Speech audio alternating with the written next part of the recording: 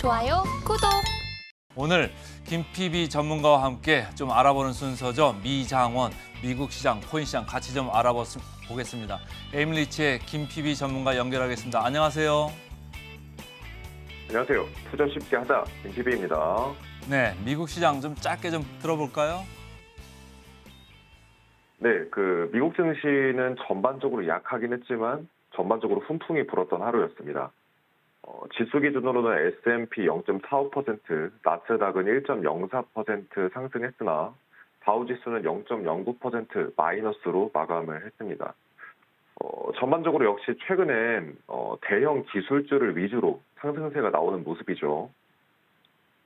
최근에 다우지수가 다른 지수 대비해서 좀 약세를 보이고 있는데 성장주 또는 기술주 중심으로 매수세가 이어지고 있으나 가치주에 대한 수요는 떨어지고 있기 때문입니다. 해서 지수의 모멘텀에서는 다우지수보다는 나스닥이 더 강세를 보이는 상황이고요. 성장주나 기술주는 가치에 비해서 좀 더 고평가가 되더라도 투자자들의 심리만 좋으면 잘 오르는 경향이 있는 반면에 가치주나 일반 주식들은 아무래도 어느 정도 올랐다 싶으면 매도세가 나오게 됩니다. 그래서 마이크로소프트, 구글, 아마존, 애플 주로 매수세가 좀 많이 몰렸고요. 마이크로소프트 1.7%, 구글 4%, 애플 1%, 그리고 아마존 3.3% 수준으로 상승해서 마감했습니다. 그리고 어젯밤 CPI가 이제 시장에 긍정적으로 발표가 되면서 시장 분위기가 좀 괜찮았거든요. 그래서 CPI 예측치는 5%, 실제값은 4.9% 나오면서 인플레이션이 잡히고 있다는 긍정적인 소식들 때문에 좀 이제 시장이 괜찮았던 것 같고요. 결국 인플레가 잡힌다는 건 금리가 추가로 인상될 확률이 좀 많이 줄어든다 이런 이제 얘기이기 때문에 이제 시장에선 분위기가 좀 좋게 받아들여지고 있고, 하지만 좀 여전히 금융주와 에너지 쪽은 약세를 보이고 있는데 아직 은행 위기에 대한 우려감이 끝나지 않은 것으로 보이고요.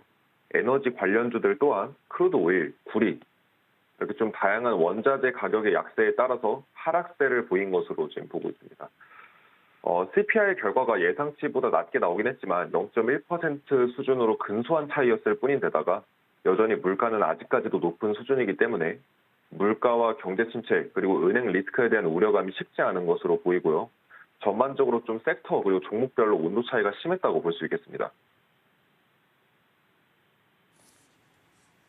방금 물가 얘기 말씀하셨는데 지금 어제 이렇게 물가 수치가 나오다 보니까 지금 전체적으로 시장에서 금리를 인하하는 게 좀 많아질 수도 있다 이렇게 복수의 금리 인하 가능성까지도 얘기를 하는 것 같아요. 뭐 많게는 75 베이시스 포인트 그러니까 0.75% 포인트까지도 더 낮출 수 있다. 금년 중으로 말이죠. 이런 얘기까지도 나오고 있는데 이게 가능할까요? 어떨까요? 충분히 가능성 있는 얘기고요. 이따가 제가 좀 이제 잠시 후에 설명을 해드릴 건데, 금리가 이제 실제로 좀 인하할 가능성을 굉장히 높게 보고 있고, 그게 현실적으로 사실화 될 것으로 좀 보이고 있습니다. 근데 지금 사실은 5에서 5.25% 이거 구간 아닙니까? 근데 이게 4% 초반까지 이렇게 내려가려면 사실은 물가가 확실하게 좀 떨어지는 이런 느낌이 좀 나와줘야 되는데 지금 4.9%라고 하고는 있지만은 5% 여전히 끈적끈적한 우리가 영어로는 스테이키라고 하는데 아직도 물가가 좀 내려가는 속도가 좀 더딘 거 아닙니까? 굉장히 스티키하죠. 하지만 지금 만약 채권 시장이 지금 그러니까 연준에서는 금리를 내린다 이런 말을 구체적으로 한 적은 없지만 채권 시장이 가장 경제를 가장 잘 예측하는 이 시장이거든요. 금융시장 4대 시장이 주식시장, 채권시장, 외환시장, 상품시장 이렇게 있는데 그중에 채권시장하고 외환시장이 가장 경기 동향에 대해서 이제 전망을 잘한다고 보시면 됩니다. 근데 지금 채권 시장에서는 이미 금리가 이번 연도 중으로 떨어질 것이라고 보고 있는데 이건 좀 바꿔서 해석을 하면은 결국은 시장이 좀 이제 뭔가 어떠한 이유로 수요가 크게 감소하거나 물가가 크게 떨어질 만한 이슈가 발생해서 결국은 금리가 낮아질 거다 이렇게 보는 거죠. 근데 결국은 이거는 뭐 경제 침체가 발생할 거다 이렇게 보는 것과 마찬가지입니다. 왜냐하면 이렇게 높은 물가 수준을 크게 떨어뜨릴 수 있는 거는 경제 침체밖에 없거든요. 자, 종목 이슈로 다시 좀 넘어가서요. 구글이 간밤에 이제 4%나 올랐습니다. 아무래도 생성형 AI에 대한 기대감들이 좀 있고 우리나라에도 AI 관련주가 상당히 많거든요. 이거 어떻게 좀 해석을 해야 될까요? 구글이 4% 상승한 거는 이제 구글 AI 챗봇인 이제 바드가 오픈된다는 소식이 들리면서 4%가 급등을 했고요. 이제 바드는 이제 결국 챗 GPT의 경쟁자죠. 해서 이제 바드를 전 세계 180여 개국에서 전면 공개할 거다 이렇게 소식이 들리면서 구글 주가가 특히 다른 종목들에 비해서 강세를 보였고요. 이 이제 인스타그램이나 스냅챗, 페이스북 같은 이제 각종 이제 SNS나 이런 IT 서비스들이 1억 명의 사용자를 확보하는데 수년이 걸렸습니다. 뭐 길게는 40개월 이상도 걸렸는데 챗 GPT는 그걸 2달 만에 끝내버렸죠. 2달 만에 1억 명을 모았습니다. 그래서 확실히 AI 플랫폼 쪽이 먹거리가 있고 사람들을 끌어모을 수 있는 아이템이다. 이렇게 대기업들에서는 확신을 하고 있기 때문에 이제 기업들의 AI 관련 경쟁이 갈수록 심화될 것으로 보이고요. 국내 이제 AI 관련 회사들에도 수혜가 좀 있을 것으로 저는 보고 있습니다. 애플은 이제 어제 보니까 1% 정도 올랐고 마이크론 테크놀로지는 오히려 밀렸습니다.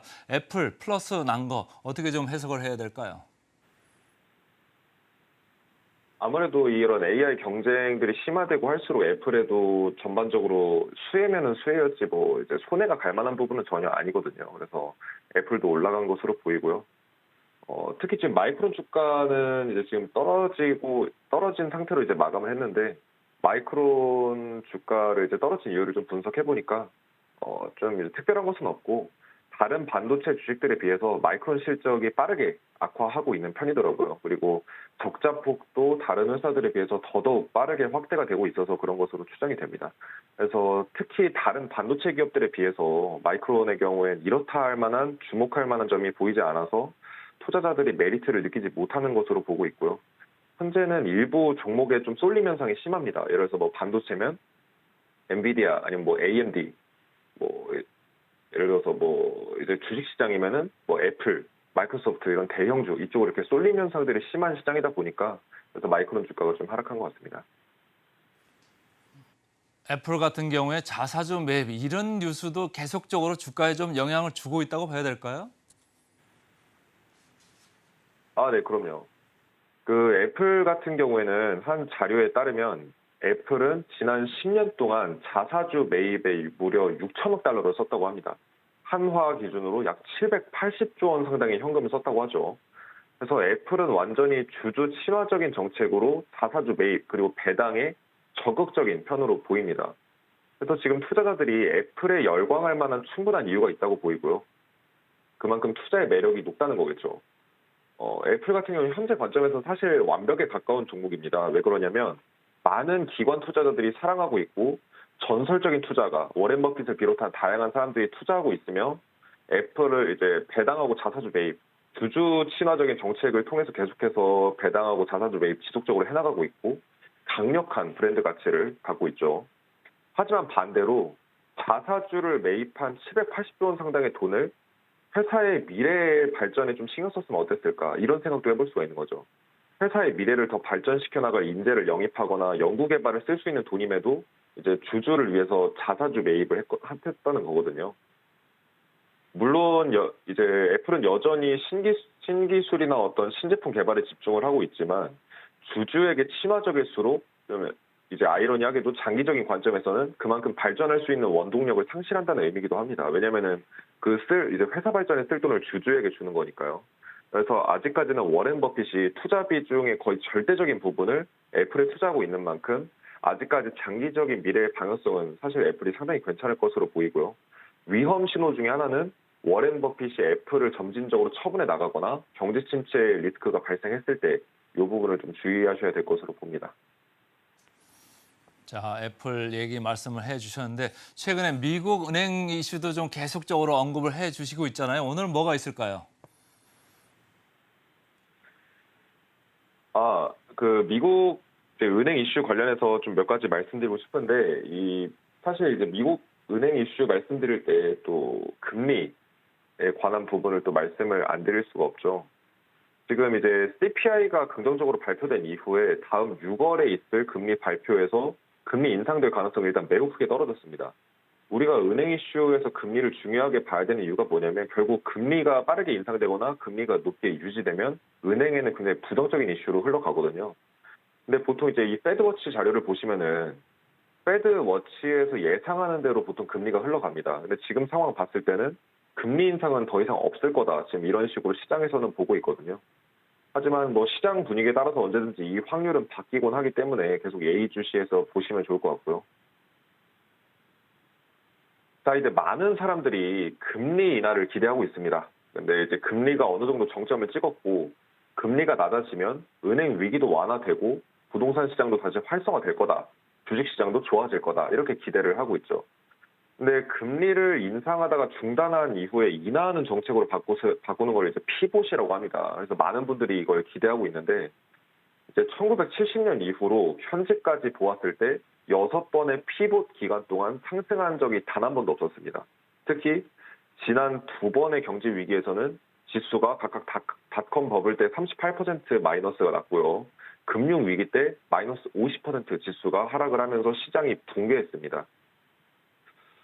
이걸 좀 더 시각화된 자료로 보여드리면은 S&P 500 지수랑 지금 역대 미국 기준금리의 추이를 보여주는 데이터를 볼 수 있는데 확실히 연준에서 기준금리 인상을 중단하고 인하하는 이 피봇 정책을 시작하게 되면은 시장이 하락세를 보이는 것으로 이제 우리가 확인을 할 수가 있죠.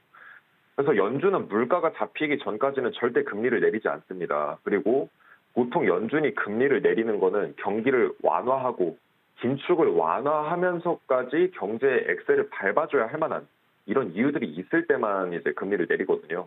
가령 예를 들면 경제 침체, 경제 위기, 자산시장 폭락, 소비자들의 수요 급감 이런 것들이 발생할 때만 이제 연준은 금리를 내리고 있고요. 내지는 예상될 때 그렇게 될 거라고 예상될 때 금리를 내리고 있습니다.